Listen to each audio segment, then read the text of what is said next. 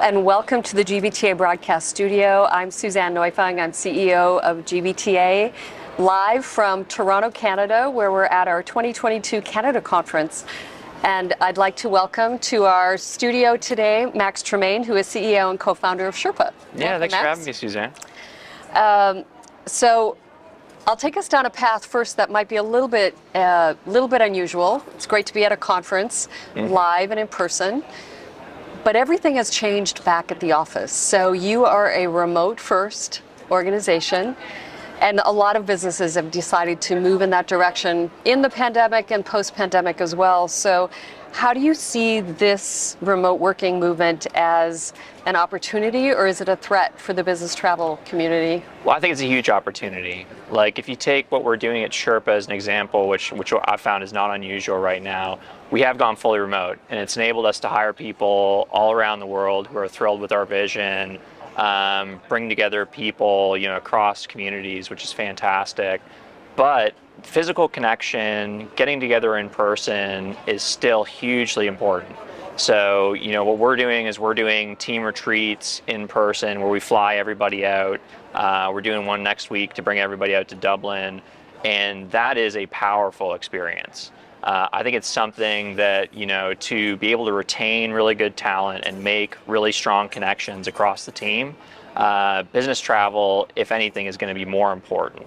And it's going to change form a lot. You're going to see really interesting new products around experiences like this, like Troop would be an example. But you're going to have to change experiences completely. Sherpa, I think, is going to be a big part of this because you'll need to figure out loads and loads of different documentation, but it's going to be a huge opportunity. So I'm very excited. So internal travel is not dead?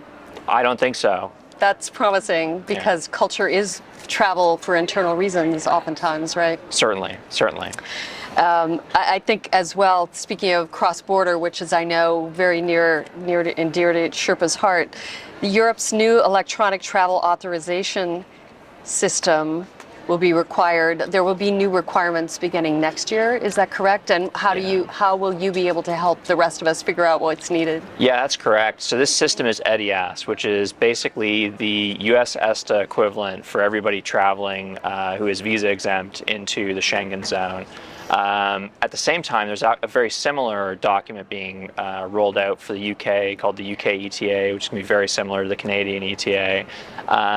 These are very big changes in requirements for travelers. It's going to catch a lot of people out. Like, if you look at Canada, when we introduced our ETA, the government spent a lot of money and put a lot of good effort into letting people know about it. It was still major disruption. Lots of people got caught out without it.